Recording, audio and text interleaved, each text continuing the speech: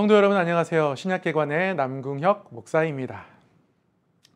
벳다비담, 말씀을 배우고 말씀을 따르며 말씀에 비추어 우리 예수님을 닮아가는 삶, 또 그러한 사람이 되기를 소망하면서 오늘도 함께 말씀을 나누도록 하겠습니다. 오늘 함께 나눌 말씀은 요한서신과 유다서입니다. 어느덧 신약 성경의 거의 끝자락에 와 있습니다. 요한이 여러 성도들에게 보낸 세 편의 편지 요한서신과 그리고 유다가 쓴 편지 유다서를 오늘 함께 살펴보도록 하겠습니다. 먼저 요한서신입니다. 요한서신은요, 요한 1서, 요한 2서, 요한 3서 이 세 편의 편지를 일컫습니다. 다 요한이 썼고요.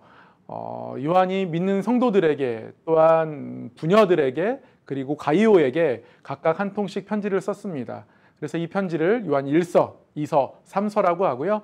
이를 모아서 우리는 요한의 편지, 요한서신이라고 부릅니다. 먼저 요한 1서를 살펴보도록 하겠습니다. 어떤 상황 때문에 요한은 편지를 썼을까요? 잘못된 가르침이 교회 공동체 안에 점점 퍼져가고 있었습니다. 그게 퍼져가다 못해서 많은 사람들이 그 가르침을 따르게 되고 이른바 세력화가 되었습니다. 어떤 한 교파를 이룰 정도가 된 것이죠. 큰일입니다. 그래서 요한이 편지를 썼습니다. 어떠한 이야기들이 교회 안에 퍼졌고 어떠한 이야기들을 중심으로 사람들이 모이기 시작했냐면 이런 거예요. 예수님은 육체로 오시지 않았어. 그래, 맞아. 그렇게 보였을 뿐이야.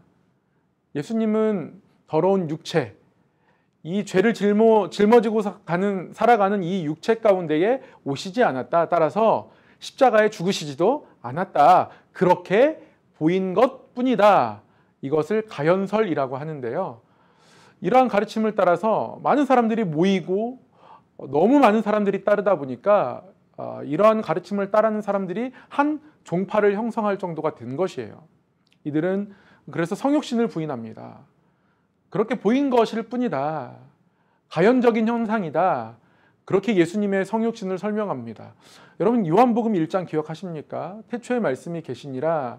이 말씀이 곧 하나님이시고 근데 이 하나님과 함께 계셨던 이 말씀이 육신이 되어 이 땅 가운데 우리 가운데 오셨다.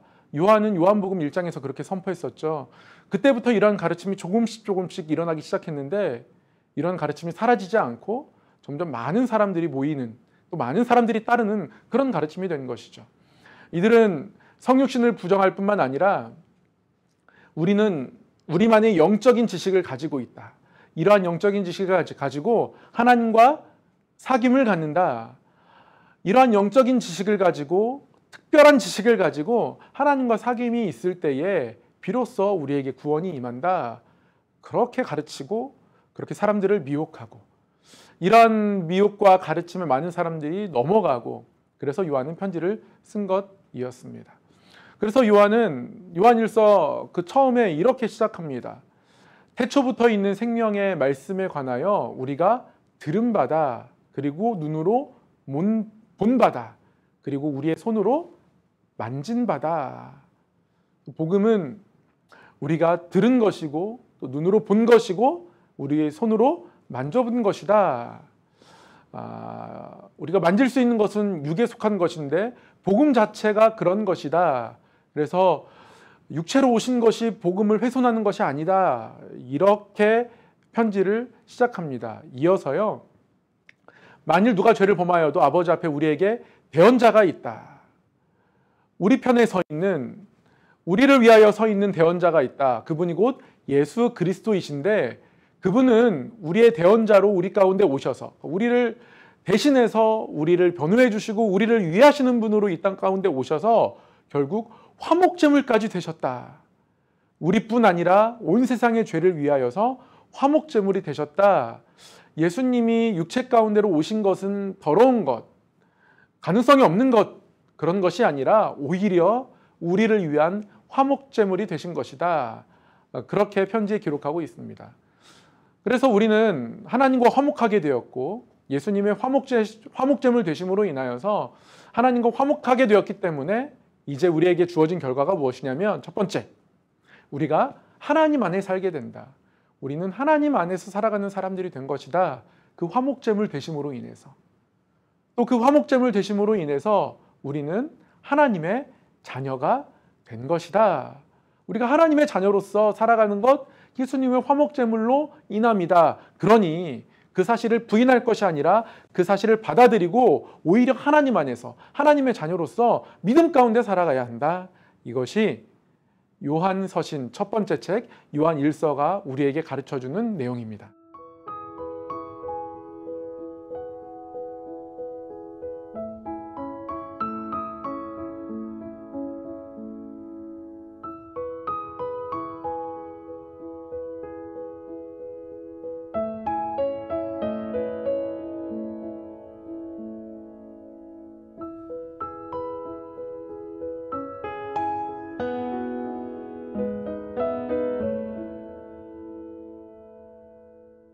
우리가 하나님의 사랑 안에서 예수 그리스도의 화목제물 되심으로 말미암아 하나님의 자녀가 되었기 때문에 오히려 그 예수님을 따라가고 또 그 예수님을 온전히 붙잡고 살아가야 한다. 그렇게 요한은 편지하고 있었습니다. 그래서요, 그러한 하나님의 사랑 안에서 세상이 너희를 미워하여도 서로 사랑해야 한다. 사랑하되 말과 혀로만 사랑하지 말고 행함과 진실함으로 사랑해야 한다. 이러한 사랑을 통해서 우리는 더 하나님을 알게 된다. 왜냐하면 하나님은 사랑이시기 때문이다. 사랑이신 하나님, 오히려 예수님이 이 땅에 오심이 하나님의 사랑이었고 우리가 본받아야 할, 우리가 또 행해야 할, 우리의 삶 가운데 드러내야 할 그러한 사랑임을 우리에게 가르쳐 줍니다. 그러한 사랑의 실천을 통해서 우리는 더 하나님과 가까이 갈 수 있고 더 깊이 하나님을 느낄 수 있고 더 하나님 안에 머무를 수 있다. 그렇게 요한은 가르쳐 줍니다. 그리고 이단을 절대 경계하고 그리고 세상이 너희를 미워하더라도 세상에 승리해라. 이라는 권면을 그 끝자락에 적고 요한서신 첫 번째 요한 1서를 마무리하고 있습니다. 근데 지금까지 간단하게 요한 1서를 살펴보았습니다. 하나님의 사랑을 알고 서로 사랑하면서 이단과 세상을 이겨나가는 믿음, 그 성도의 믿음을 우리에게 보여주고 가르쳐주는 그러한 책이라고 할 수 있겠습니다. 요한의 두 번째 편지 요한 2서입니다. 요한 2서는요, 부녀자들에 대한 권면을 담고 있습니다. 가끔 저희 교회에서도 여전도회 헌신 예배를 드리는데 사실 한국교회 또 교회 안에서 우리 여성들의 역할은 정말 큽니다. 한국교회를 이끌어왔고 제가 다녔던 신대원, 우리 장로회 신학교 신대원 예배당도 우리 여전도회 헌금으로 전국에서 모아진 헌금으로 건축된 것으로 제가 알고 있습니다. 그래서 그 예배당을 바라볼 때마다 한국교회의 여성의 역할이 참 귀하다 이런 생각하게 됩니다. 감사의 마음도 갖게 되고요. 혹시 영상을 보시는 분들 중에서 여전도회 활동하시는 분들 진심으로 축복합니다. 여전도회 헌신예배 때에 그들을 격려하고 사랑하고 수고에 대해서 감사하고 그리고 앞으로의 헌신에 다시 한번 힘을 내자라고 권하는 것처럼 요한 2서는 이런 부녀자들에게 사랑의 마음으로 권면을 담고 있습니다. 어떤 권면이요? 서로 사랑하자. 서로 사랑하고 어떤 일들을 교회에서 감당하든지 간에 서로 사랑하면서 감당해야 한다. 또 하나는 거짓 교사들에 대해서는 절대 조심해라. 그들을 조심할 것에 대해서 경고하고 있습니다. 그들은 육체로 오심을 부인하는 자다. 예수님께서 이 땅 가운데 낮아지신 것을 부인하는 자다. 이러한 가르침을 너희가 조심해라. 오히려 예수님의 낮아지심은 우리가 따라가야 할 모습이고 걸음이지 그것을 우리가 부인한다면 우리는 희생의 사랑을 나눌 수 없습니다. 그래서 부녀자들에게 거짓 교사들에 대해서 조심하라고 하면서 육체로 오심을 우리는 부인할 수 없다. 그런 이야기를 아주 짤막하지만 기록하고 있습니다. 이렇게 요한 2서를 살펴보았고요. 이어서 요한 3서입니다. 요한 3서는 가이오에게 보낸 편지입니다. 요한이 가이오에게 편지했습니다. 가이오가 교회 안에서 굉장히 신실한 역할을 했던 것 같습니다. 그래서 요한이 편지를 통해서 가이오를 칭찬합니다. 네가 선교사들을, 내가 보낸 사람들을 너무 잘 섬겼다. 참 귀하고 감사하다. 이렇게 가이오를 칭찬하고 격려합니다. 그러면서 이렇게 얘기하죠. 사랑하는 자여 내 영혼이 잘됨 같이 네가 범사에 잘되고 강건하기를 내가 간구한다. 하나님 앞에서 아름답게 섬김의 삶을 살아가는 귀한 한 사람을 축복하는 것으로 이 편지는 시작합니다. 그런 것들이 우리에게 얼마나 귀한 것인지 다시 한번 생각해 볼 수 있는 대목입니다. 그런데 정반대의 사람도 교회 공동체 안에 있었습니다. 누구냐면 디오드레베입니다.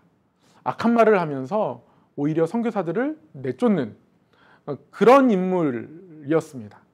아마도 이단의 가르침에 조금씩 미혹되거나 그들에게 속해 있던 사람이 아니었을까. 그럼에도 불구하고 여전히 교회에 있는 그런 사람이 아니었을까 저희가 추측해 볼 수 있습니다.